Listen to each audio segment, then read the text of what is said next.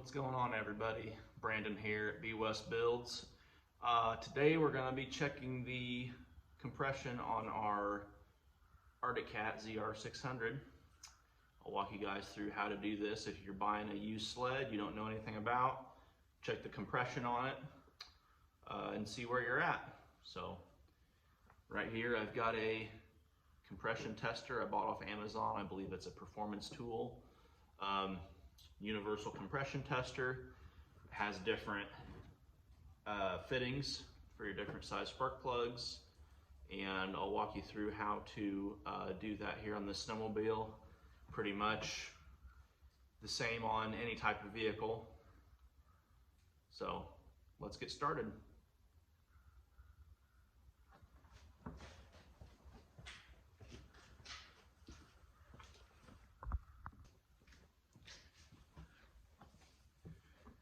All right, first thing you're going to want to do is find the correct size fitting.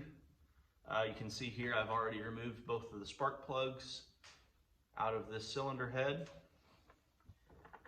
and I've checked, and it's this one right here.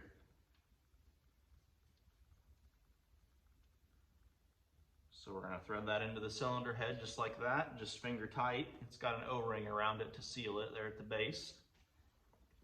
We're going to get our gauge. And we're going to get our adapter here. Again, this has an O-ring to seal it. It does not have to be very tight.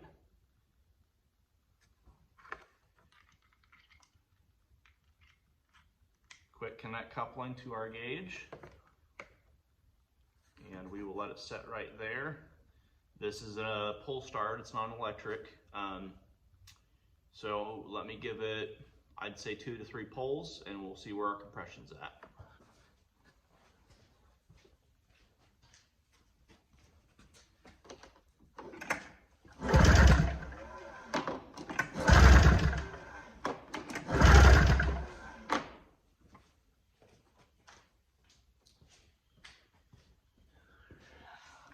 As you can see, we read on our compression gauge a little over 100, probably 110. I don't know if you guys can see that or not, but 110 pounds of compression, which is good. From what I know about sleds, which is not much, you want at least 100. Over is great. 100, 120 is really good. Anything below about 90, you start getting in the 75, 80 range is kind of low from what I understand. So 115 is good. That's what we want. Let's check the other one.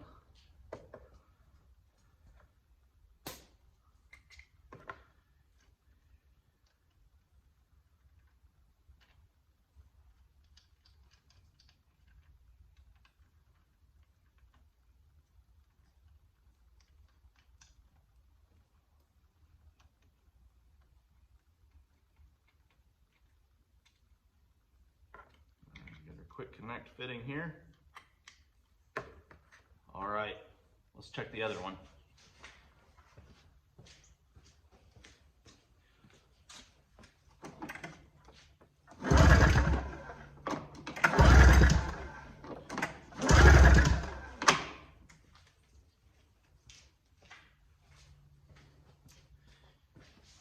All right, 3 pulls on that cylinder. And we've got a little bit more, maybe close to 100 and, I'd say 115, almost 120. I don't know if you guys can see that right there. Sorry, I don't have the ability to zoom in right now. We're just doing cell phone video, so I apologize about that. I do have my tripod set up, which is super handy, so I don't have to have a third arm to help film everything. So yeah, 120, that's pretty darn good for a 2000 model year sled. Like I said, this thing's got like 1900 miles on it, so it's had some use for sure. Again, I don't know much about sleds, but from what I do know is that every 3,000 to 5,000 miles, these things have to be rebuilt. So the 2-stroke motors, a lot of high revving, high RPM. The cylinders get a lot of wear. There's no lubrication system other than just the either pre-mixed fuel or oil injected. So there's no lubrication to the cylinders other than the fuel cooling it and lubricating it. So they do get a lot of wear. These things like to run, 8,000, 9,000 RPM, ripping up and down the trails. So there is a lot of wear to them, but the good thing is they're not too hard to rebuild. Again, this is all new to me. I've never really messed with one. I'm just going off of other YouTube videos I've watched and just of, knowledge I've gathered throughout the years. So let's get this thing unhooked and we'll wrap this video up.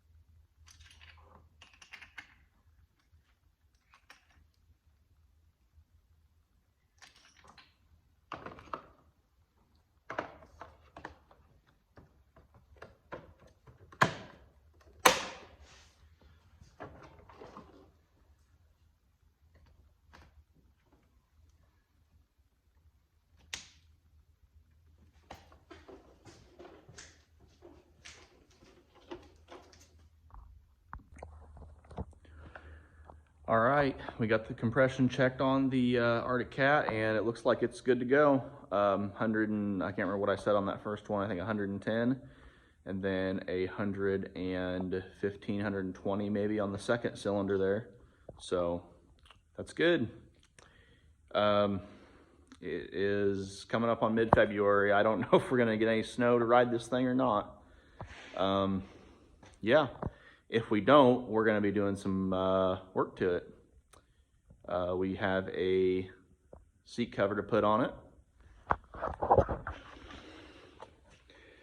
As you can see, the current one is ripped up and someone has duct taped it, which is not real good because it rips the foam up and gets stuck to the foam. So that's not real good. We may have to see about getting either a different seat or seeing if we can cut this foam out and get some new foam. I wish the cover was in better shape, but it is just dried and cracked and coming apart. So, but we'll make it look better.